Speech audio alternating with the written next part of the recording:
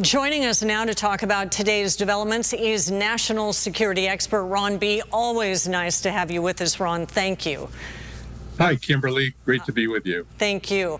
Well, the Russian president, as we just said, agreed to temporarily halt attacks on energy and infrastructure in Ukraine, but not the 30-day ceasefire we hoped for.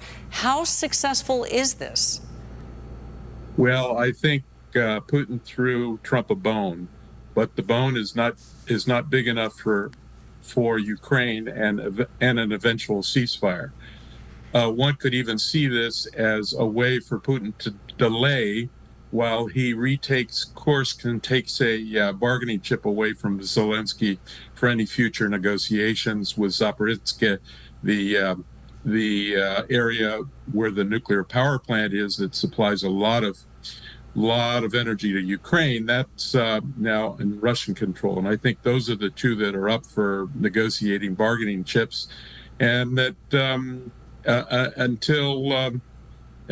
until they agree to a ceasefire beyond shooting up each other's energy infrastructure, I think we're still not getting anywhere.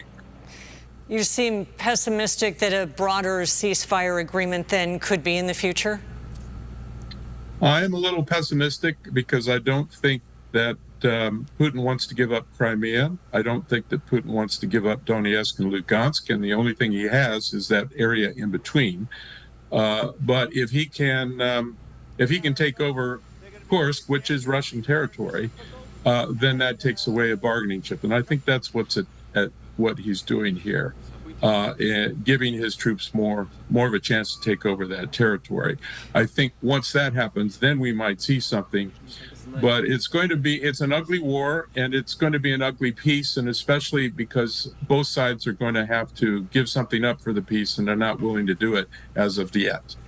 You just alluded to it, so let's dig deeper. Putin agreed to this partial ceasefire only on the condition that Ukraine not rearm, drop efforts to join NATO, and that all U.S. He used a specific language of that the United States not provide intelligence and military assistance, which we just reinstated last week. So he's playing games with this. What does each leader want out of this from a global reputation perspective? Well, they want to save face, and I think that Zelensky can save face by saying that Ukraine stood up to the second largest military in the world, and that Putin can say he saved face because in a negotiation he's likely to get some part of Ukraine, and I would guess that Crimea would be the certainly the one he wants, because that's where the Russian Navy is, and it will be his last warm water port because they just lost access to their other warm water port in Syria. It was just taken away from them by the new government. And Zelensky today, a negotiation without Ukraine is not a negotiation. Where do you see Zelensky coming in now with this? Well, President Trump has been negotiating on behalf of Zelensky without him in the room, and that's always difficult. And that reminds folks of the end of World War II, where the major powers decided the fate of Eastern Europe, and many of the Eastern Europeans, including the Ukrainians, were not very happy about how that was settled. And so Zelensky should be at the table one way, shape, or form, but at this point, Trump is acting as a moderator, and a moderator can't take sides, and we're already on the side of Ukraine because we've been supplying them with military assistance, and NATO has too, for over 3 years. So it's a difficult position to be in after 1 million casualties have occurred. 1 million. 2 million homes and apartments have been destroyed in Ukraine. It makes sense to end it, but they both have to end it in a way that they feel comfortable. We're not there yet. Yeah, clearly you're saying that's a long way off.